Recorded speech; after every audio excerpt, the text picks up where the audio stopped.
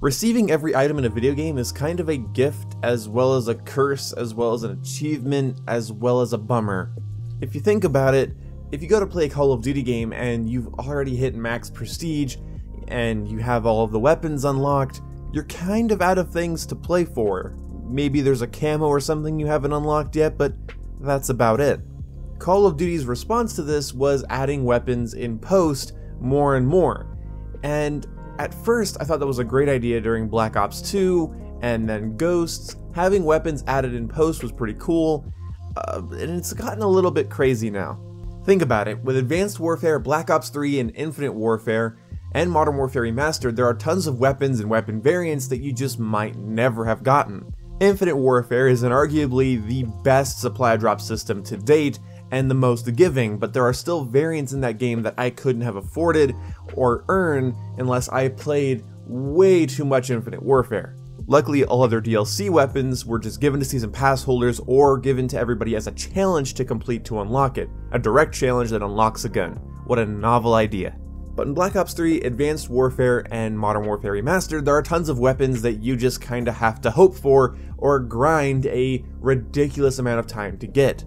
I think the hours you'd have to put into Modern Warfare Remastered to get half of its DLC guns is pretty long, like way too long, especially for the pace and age of that game.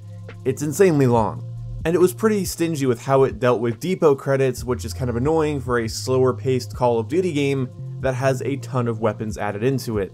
Unique guns are a really good way to incentivize people to keep playing the game. I just talked about this in my Far Cry 5 video, and that is that there is not enough unique guns to incentivize me to play and gain money and level up. Now, COD World War II is doing more challenges to unlock guns, and they're not timed, or sometimes they are, but they're challenges that, you know, get 225 SMG kills to get this SMG. They're not very clever, they're very grueling and kind of annoying.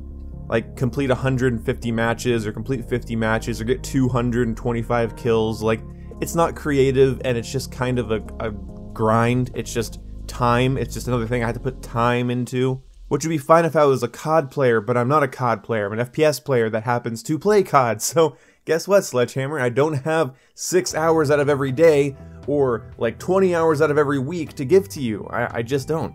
To be honest, I would have considered buying the Season Pass for COD World War II if it just gave me guns, or they could do what Infinite Warfare did and just get everybody unique challenges to unlock each weapon.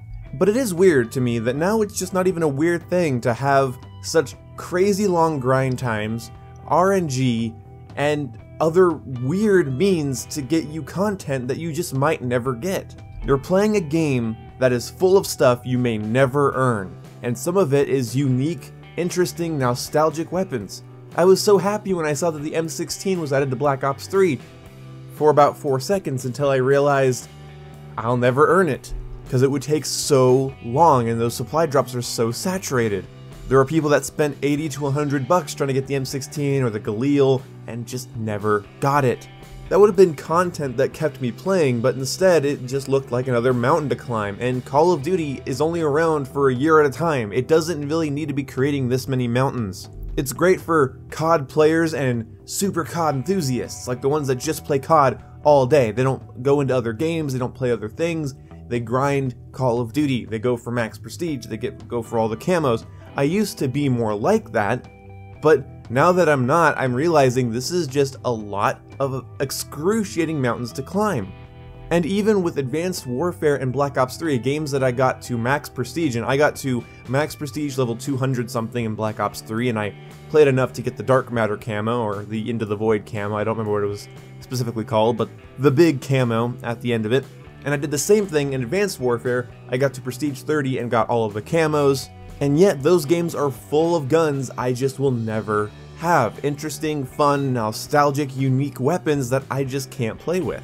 I was okay with this more in Infinite Warfare because yes, there was a lot of variants that I didn't feel like I could really get to unless I played a lot of time, but at least when it came to unique weapons that weren't just variants or stat changes, they were unique guns. They were given to everybody. Everybody had the chance to get them and work directly towards them. People tell me with COD World War II, oh, just save up and then just buy the collection to get the gun you want. And I have to laugh each time because it's like, okay, what about the next gun that I want?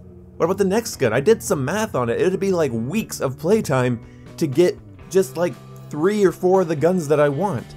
It's starting to feel less like an addition of content and more like a time sink, and that doesn't feel very good. Infinite Warfare really spoiled me, and I'll say that till I die. I never felt like the game was hanging something just out of reach for me. The game had its problems, but when it came to content and keeping me logging back on to see what was new, that game did a really good job. And that's why I think we shouldn't mass pre-order games and show our unwavering affection for games before we fully have played them, like with Black Ops 4 or COD World War II. Because Infinite Warfare spent its entire life cycle trying to prove to people it was worth their time. And now, I feel like World War II doesn't really give a shit about my time. It doesn't want to prove that it's worth my time, it just wants me to spend all of my time on it.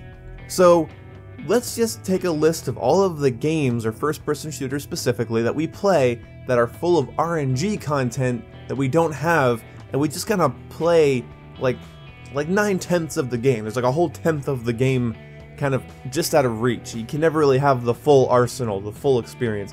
Let's make a list of those games and complain about it in the comment section below. What about this irritates you? Does it not irritate you? Do you have tons of time to play Call of Duty?